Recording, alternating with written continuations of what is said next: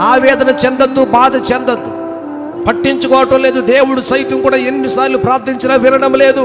సంవత్సరాలు తరబడిపోతుందని దయచేసి విసుగుపోవద్దు, వేచారిపోవద్దు. నీ ప్రాణము చాలా విలువైనది. దేవుడు నీకు ఇచ్చిన ఆయుష్కాలం చాలా గొప్పది. ఈ భూమి మీద దేవుడి సృష్టిలో ఒక మానవునిగా జన్మించటం అనేది దేవుని ప్రణాళికది. ఎందుకొరకు దేవుడు నిర్మించాడో తెలుసా? ఇదిగో దేవుడు అనేక సాక్షులు ఎదుట నిన్ను నిలబెట్టబోతా ఉన్నాడు. అనేకుల ముందు నువ్వు సాక్షిగా నువ్వు నిలబడబోతున్నావు. దేవునికి స్తోత్రం కలుగును గాక. ఆలస్యము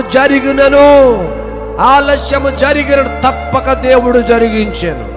జాగు చేయక, ఆలస్యము చేయక దేవుడు కార్యము జరిగించబోతా ఉన్నాడు. దేవునికి స్తోత్రం కలుగును గాక.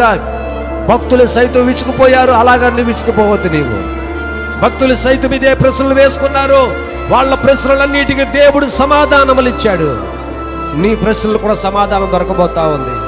ఎన్నాళ్ళు ప్రార్థించాలి, ఎంతకాలం ప్రార్థించాలి, ఎంతకాలం కనిపెట్టాలి, ఎన్ని రోజులు ఉపవాసం ఉండాలి, ఎన్ని సంవత్సరాలు కనిపెట్టాలని విసుగుపోవద్దు. ఆలస్యముగా జరుగునను కానీ ఖచ్చితంగా అది జరుగుతుంది.